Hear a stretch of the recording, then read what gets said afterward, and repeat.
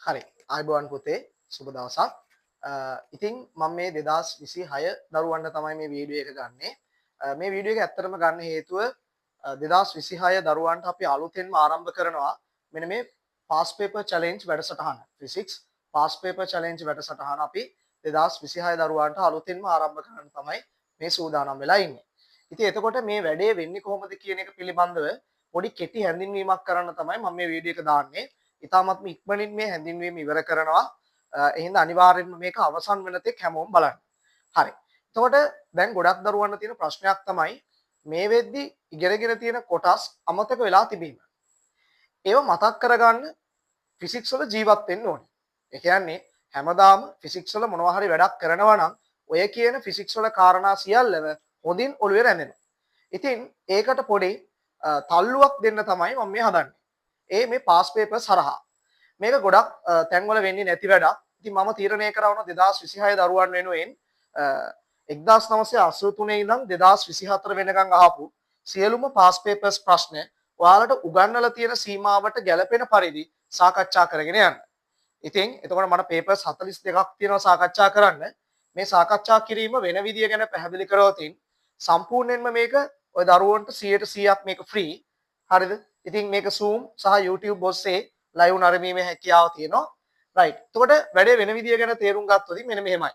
මම උදාහරණයක් විදියට යාන්ත්‍ර විද්‍යාව පාඩම ගන්නවා. මේ යාන්ත්‍ර විද්‍යාව පාඩම මම බෙදනවා කැටගරි 3කට. පළවෙනි කැටගරි එකට අයිති වෙන්නේ මිනුම් උපකරණ, දෛශික, සරල රේඛීය චලිතය, නිව්ටන් නියම, බලය සහ බල ගූර්ණය, ඒ වගේම බල සමතුලිතතාවය සහ ඝර්ෂණය කියන කොටස් තමයි පළවෙනි කැටගරි එකට අයිති වෙන්නේ. මේ වෙද්දී සියලුම පන්තිවල මේ කොටස් ආවරණය වෙලා ඇති. ඊට පස්සේ කැටගරි 2 එකට අයිති වෙනවා කෝණික චලිතය, රේඛීය ගම්‍යතා සංස්ථිතිය, කාර්ය ශක්තිය ශ්‍රමතාව කියන කොටස්. තුන්වෙනි කැටගරි එකට අයිති වෙන්නේ ද්‍රව ස්ථිතිය සහ තරල ගති විද්‍යාව කියන කොටස්. ඉතින් එතකොට මම මුලින්ම සාකච්ඡාවට ගන්නේ මෙන්න මේ පළවෙනි කැටගරි එකට අදාළ ප්‍රශ්න. ඉතින් එතකොට 1983 ඉඳන් 2024 වෙනකන් පළවෙනි කැටගරි එකට අදාළ සියලුම රචනා ප්‍රශ්න, සියලුම බහුවරණ මම ඒ වගේම සියලුම ව්‍යුහගත රචනා ප්‍රශ්න මම සාකච්ඡාවට ගනු ලබනවා.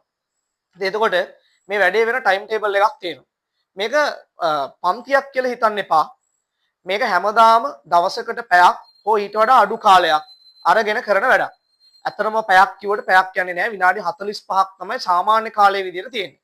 ඒතර විනාඩි 45කට මට පාස් පේපර් එකයිද කරන්න පුළුවන්. ඒක මම උපරිමයටම සාකච්ඡා කරනවා. සමහර විට එදාට මට පාස් පේපර්ස් දෙකක් සාකච්ඡා කරන්න පුළුවන් වෙන්න පුළුවන්. හරිද? එහෙනම් දෙකද ඒ ප්‍රමාණය සාකච්ඡා කරනවා. පළවෙනි කැටගරි එක ඉවර කරන්න මට මාස එකහමාරක කාලයක් යනවා. ඒතර මාස එකහමාරක කාලයක් තුල පේපර්ස් 42ක අහපු කොටස් ටික ආවරණය කරන්න නම් මම සතියකට අඩුම ගානේ දෙකත් හතරත් අතර ප්‍රමාණයක් කරන්න ඕනේ. හරිද? ඒ කියන්නේ දවස් මම කියන දවස් වලින් දෙකත් හතරත් අතර ප්‍රමාණයක් 2 3 හෝ 4 වගේ ප්‍රමාණයක් කරන්න ඕනේ. ඉතින් එතකොට ඔය දවස් 2 3 4 ප්‍රමාණයට සතියකට පේපර්ස් 5ක් හෝ 6ක් කරනවා. රයිට් 5ක් හෝ 6ක් කරනවා. ඉතින් මේ 5 හෝ 6 පූර්ණ වශයෙන් මම සාකච්ඡා කරනවා පිළිවෙලට. ඒ වගේම හැම දරුවෙක්ටම හොඳට තේරෙන්න තියරි දැනුම මේ වෙද්දි අඩු නම් ඒ අඩු තියරි ප්‍රමාණය හදා ගන්න පුළුවන් වෙන්න තමයි මම සාකච්ඡා කරන්නේ. රයිට්. එතකොට මෙහෙමයි. මම පළවෙනියටම සතියේ මුල දානවා ටයිම් ටේබල් එකක්. මේක තියෙන්නේ ගොඩක් වෙලාවට රෑ 8:00මාරෙන් පස්සේ 8:00මාරෙන් පස්සේ විනාඩි 45ක වගේ කාලයක් තුල හරිද තමයි මේ වැඩේ වෙන්නේ. ඉතින් එතකොට සාමාන්‍යයෙන් සතිය ආරම්භයේදී මම දානවා ටයිම් ටේබල් එකක්. ඒ ටයිම් ටේබල් එකත් එක්ක එදා සතියේ සාකච්ඡා කරන පාස් පේපර්ස් ප්‍රශ්නවල PDF එකක් දානවා. ඒ PDF එන්නේ අවුරුද්ද වශයෙන් 1983 කැටගරි 1, 1984 කැටගරි 1, 1985 කැටගරි 1. ওই විදිහට කැටගරි 1 එකට අදාළ අවුරුදු ටික පිළිවෙලට ඔයාලට ලැබෙන PDF වලින්. ඉතින් එතකොට මේ PDF ලබා ගන්න නම් ඔයාලට අර මගේ group වලට සම්බන්ධ වෙලා ඉන්න වෙනවා. ඉතින් එතකොට මේ group වලට සම්බන්ධ වෙන්න පුළුවන් මේ වීඩියෝ එකේ යට තියෙනවා description එකක්. ලංකාවේ ඕන දරුවෙක්ට ඒක ක්ලික් කරාම ඒ අදාළ group එකට යනවා. ඒ group එක තුල සියලුම විස්තර දැක්වෙනවා. එතකොට ඒ විස්තර බලලා අදාළ දවසට join වුණාම හරි. මේකට live join වෙනවා නම් තමයි වඩා සාර්ථක වෙන්නේ. මොකද එතකොට ඒ වෙලෙම ඔයාට දේවල් ග්‍රහණය කරගෙන වැඩි ඉවරයක් කරගන්න පුළුවන්. නියමෙටම වැඩේ බැලන්ස් වෙනවා. හරිද? right. එතකොට මොකද වැදගත්ම දේ අර මම කිව්ව අමතක වෙච්ච කොටස් ඉතා ඉක්මනින් මතක් කර ගැනීමේ හැකියාව තියෙනවා. හරි. ඉතින් පුතේ මං හිතනවා දැන් ඔයාලට මේ වැඩේ වෙන විදිය ගැන පැහැදිලි කියලා. පළවෙනි කැටගරි එකේ ඉවරුනාට පස්සේ දෙවෙනි කැටගරි එකට එනවා. ඒක ඉවරුනහම තුන්වෙනි කැටගරි එකට එනවා. තුන්වෙනි කැටගරි එක ඉවර වෙනකොට යාන්ත්‍ර විද්‍යා පාඩමේ හොඳ කවරේජ් එකක් අපි කරලායි තියෙන්නේ. රයිට්. එතකොට සමහර විට දෝලන හා තරංග පාඩම ඉවර වෙලා තියෙන්නේ. යාන්ත්‍ර විද්‍යාව පාඩම ඉවර වෙනකොටම මේ කැටගරි තුනේ පාස් පේපර් සාකච්ඡා කරන්න එකේ තේරුමක් නැහැ. මේක විය යුත්තේ අර යාන්ත්‍ර විද්‍යා පාඩම අමතක වෙන එක නවත්ව ගන්න ඕනේ. එතකොට අපි දෝලන හා තරංග පාඩම සමහර විට ඉවර වෙනකොටත් යාන්ත්‍ර විද්‍යාවේ මේ කැටගරි තුන සාකච්ඡා කරමින් තියෙන්නේ. ඒක වටිනවා. ඒතර මේ පාඩම අමතක වෙන්නේ නැහැ. ඊට පස්සේ මේක ඉවරුණු සැනින් අපි දෝලන හා තරංග පාඩමටත් මේ වගේ කැටගරි හදලා ඒ විදිහට සාකච්ඡා කරගෙන යනවා. මේ විදිහට මේ වැඩේ විභාගය දක්වාම සිදු වෙනවා. මගේ මූලිකම අරමුණ මේකෙදී ඔය අමතක වෙච්ච කොටස් මතක් කරවන්නයි.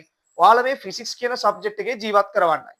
වඩා වැදගත් මාතෘකාවක් ෆිසික්ස් කියන සබ්ජෙක්ට් එකේ ජීවත් වෙන එක. මොකද මේක ඔයාලා ඇඟට දැනන්න ඕනේ. මොකද හිතන්න හැමතිස්සෙම මේ ෆිසික්ස් කියන්නේ අපිමයි කියලා. එතකොට මේක නියමට ඇඟට යනවා. ඉතින් මේ එපා වෙලා නම් තියෙන ෆිසික්ස් මෙන්න chance එක ගොඩ දාගන්න. නියමටම ගොඩ දාගන්න ළමයි. ඉතින් සුබ පතනවා වැඩේට සෙට් වෙන්න. මැයි මාසේ පළවෙනි සතියේ ඉඳන් අපි වැඩේ ආරම්භ කරනවා. ඕන කෙනෙක්ට ලංකාවේ ජොයින් වෙන්න පුළුවන්. කිසිම ප්‍රශ්නයක් නැහැ. එහෙනම් වැඩේට සෙට් වෙමු. සුබ දවසක්. ජය වේවා.